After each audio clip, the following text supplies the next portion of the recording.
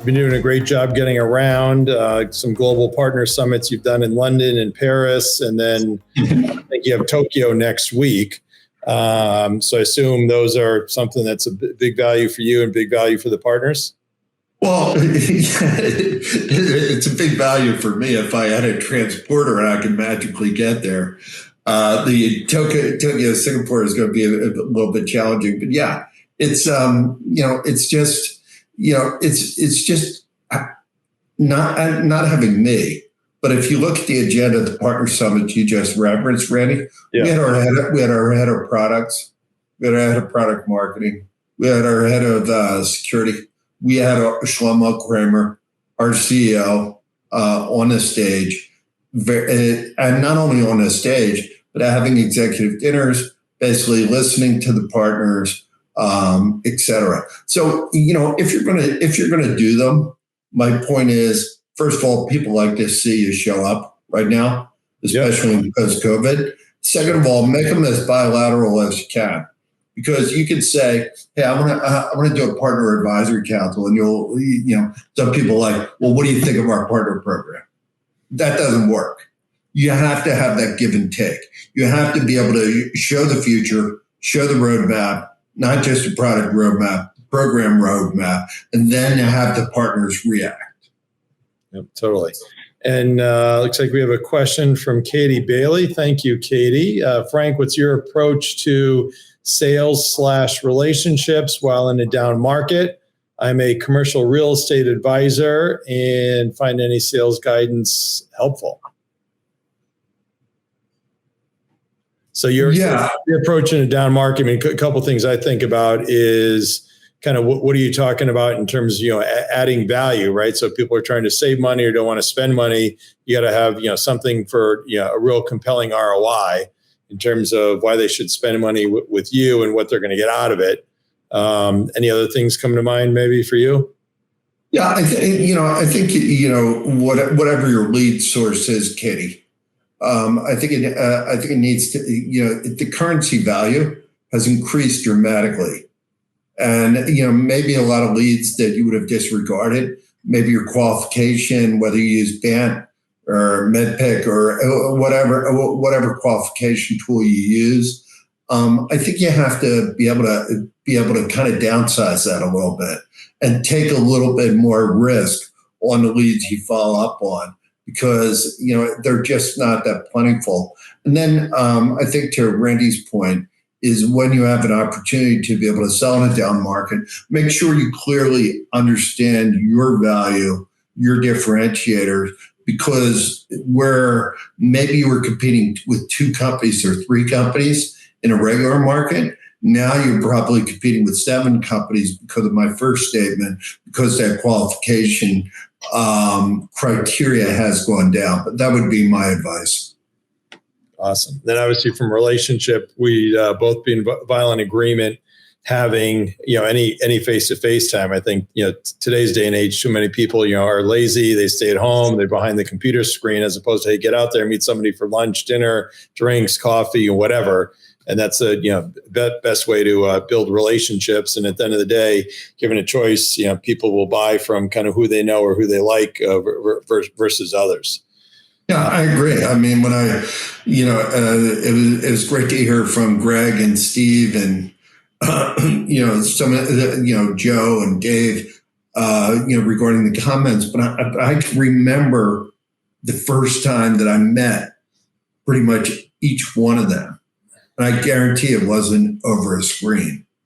It was, and I can guarantee you, we didn't just talk about, our businesses and our companies, our value proposition. We got to know each other's family. In fact, I have the pleasure and a great pride of going to Greg's wedding in August, and I'm very, very much looking forward to seeing a bunch of people there as well. So, but that's the kind of relationship you really need to build. Awesome. Really cool. Thanks for that. And from Stephen, we have, what are your thoughts on channel saturation? Too many partners in a geo or vertical, or I guess I'd even say, just on an opportunity. So on the one hand, it might be great if you got, everybody and their brother and sister doing Cato, but you want to kind of divide and conquer, right? Yeah. So Stephen, thank you for asking the question. Yeah, it's crazy, but it depends on your market. So if you look at a company like Microsoft or Cisco or something like that started out very early in the channel, they arguably have well over 100,000 partners. VMware, when I left, had 75,000 partners worldwide, et cetera. I think you need to be able to pick your spots, and I think you need to be able to rank your partners. Question is, how do you prioritize? Because they're not going to go away, and the partners will continue to grow. And as you start to see trends in security, like you have 4,500 security companies right now, you're going to see more and more partners latch on to them. So I would say channel saturation is definitely there. It's how you rank and how you prioritize the partners. So you want to look at your Pareto, which is the percentage of your partners that are doing 80% plus of your business. Then you want to look at the commitment of the executives. And then you want to look at some of the other factors in terms of which geos they're playing in, which verticals, to your question, they're playing in, et cetera. And you wanted to be able to do a heat map, because your cost to serve is never going to be enough to cover all the partners that want to be partners. I would also say use distribution, use the cloud marketplaces to be able to serve those partners that you're not going to serve direct. There's some companies that fire partners. I think that's a double-edged sword. It really is. If they have some commitment, I want to try to serve them in some way, but I'm going to concentrate on that 10 or 11% of my partner base that's going to bring me the majority of the business and is committed to me. So kind of like the old school 80-20 rule, right? You're going to have a lot of partners, but you focus on that core 20% out of everybody. And I'm sorry, Randy, just one more comment on that, though, because I don't want this thought to be lost. It's the empirical data, the ranking that you use. I mean, just like if you're managing your investment portfolio, you basically have some criteria in managing your investment portfolio.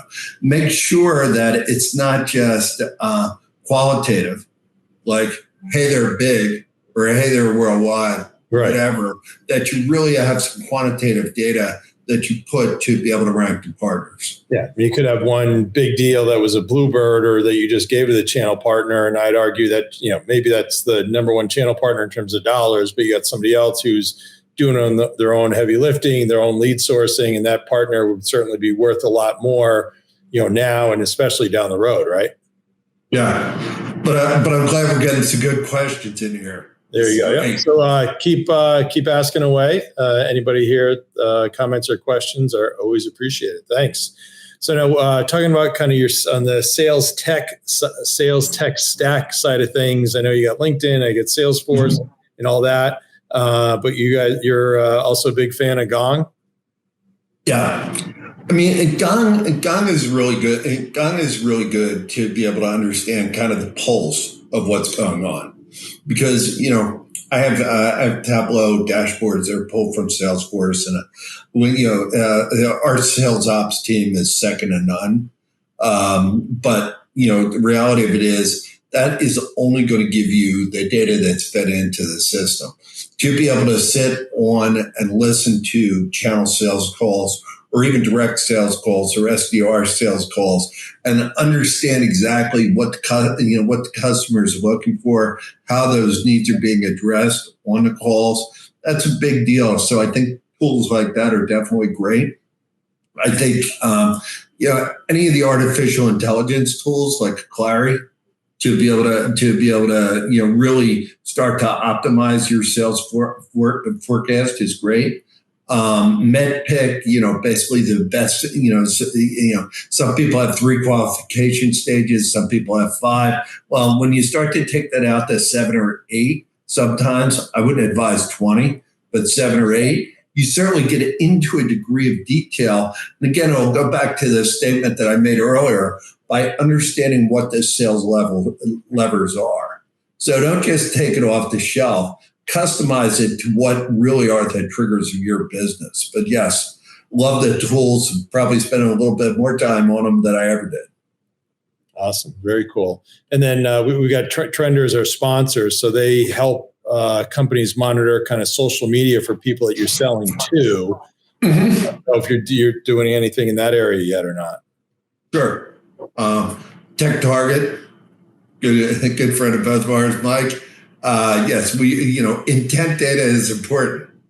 It's kind of who you target it with. You can look at Bombora, you can look at Sixth Sense, you can look at a number of those different tools. But, it's interesting because, they used to be just end user focused. But now if you're going after some big channel targets, where you're a little bit earlier in the market, like Cato Networks is, you can measure intent of some of the largest telcos in the world, what those people are researching, who's researching it, et cetera. And as far as target selection is concerned, it can be a great help. Awesome. Very, very cool. And you've already mentioned some of the leaders that you respect, that you worked with kind of Pat and others. Any other names that you'd want to bring up? Other than a present company excluded. Yeah, don't worry about it. No. But I'm not blowing smoke when I say this. But I think, what I learned from you was just don't forget about the basics.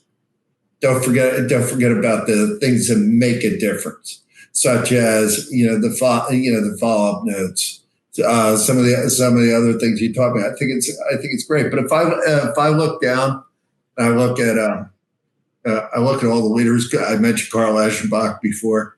Be a man of the people. Show up where you're not expected to show up. Be the ordinary guy and the great leader. You don't have to confuse both of them. If you look at somebody like a guy I work for now, Shlomo Kramer, never stop innovating. It's never good enough. Mark Hurd, he was all about the numbers. Pat Gelsinger, how to learn how to balance family and work. Meg Whitman was interesting because she was all about connection points. It didn't matter who we brought in the room. And it's kind of like Kevin Bacon's 6 degrees of separation. Yeah. It didn't matter. It didn't matter who you brought into the room. She would find some story that would automatically connect the both of them in the conversation. So I think you learn. I think you learn something from everybody.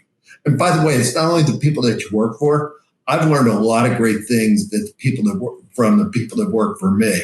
So don't go into it thinking, hey, you know what? You're smarter just simply because you have a bigger title. It doesn't work that way. Awesome. And we got a question here from Phil Walton. Thanks, Phil. Thanks, Phil. Great comments on key drivers in the tech industry. What's your view on the hottest and most needed solutions in the security and cybersecurity segments? Yeah, so I'm going to be pretty parochial on this one. But I think the biggest security needs right now are to be able to have a secure network that basically has the components like Zero Trust, like CASB, like remote browser, like Swig, etc., to be able to have it manageable. And that's the key thing. Because like I said, RSA says there's about 4,500 security companies out there right now. So you can go best of breed all you want. And some of those companies are great companies, but realistically, you got to figure out a way to be able to manage them all. You can't have 40, 50, 60 security vendors. I mean, there's a story that's told regarding Citibank where basically it was a call on a CIO, and they were asked how many server, and this was a while ago, but how many server vendors they had, how many cloud vendors they had, how many storage vendors they had. All those numbers were sub 5. And then they were asked how many security vendors they had in their environment. The number was over 250. So, you need to be able to do that, but you need to be able to do a couple other things too. First of all, you need to be cloud native. Because if you're not cloud native, nobody has the ability to be able to go appliance by appliance on an upgrade, because the threats are getting more sophisticated day by day. That's one thing. So basically, you need to be able to send one command, and you need to be able to update the entire security network. The other thing is AI. And AI is probably an overused term, but to be able to have a threat cloud or a cloud intelligence of threats that basically mirror what's being seen in the world and also what you've seen before is incredibly important. And it's the little things that matter. The little things are artificial intelligence. When is email normally accessed? How often is it accessed?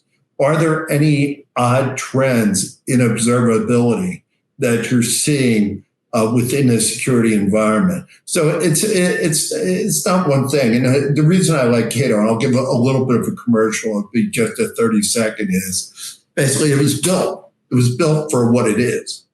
So SASE, by definition of Gartner, by definition of others, is basically a secure network with security features that is reasonably easy to manage with a cloud native component and an AI component that you win. We have all that because when this company was created in 2015, it was built not only from the channel up, but from SASE up, where some of the competitors, which I don't want to mention by name, I don't want to disparage anybody, but you can't just do that by acquisition.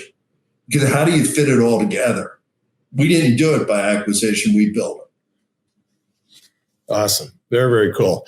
Well, time flies when you're having fun. Thanks for that, Phil. So I think I'm going to wrap here. So Frank, you've been awesome as expected. So thank you so much. Trender, thank you so much for sponsoring. Tucker, thanks for your help behind the scenes. Again, for those that are members of the sales community, great. Anybody that wants to join, you can feel free to click on the summer free link. And next week, we're skipping next week because of July 4th. So then the following week, I think it's July 12th, we have Anthony Anzavino, another Philly guy. So I don't know what's going on with the Philly thing there. But anyway, you've been awesome. Thanks for those that have watched. Feel free to share with others. Everybody have a great day. And then Frank, after we cut out, stay on. Yeah, one more thought. Oh. So literally, if I can help anybody that's watched this, please LinkedIn with me, send me a private message. I'll be more than happy to answer your question. So thank you, Randy. And thank you, Tucker, for keeping us all honest here. There you go.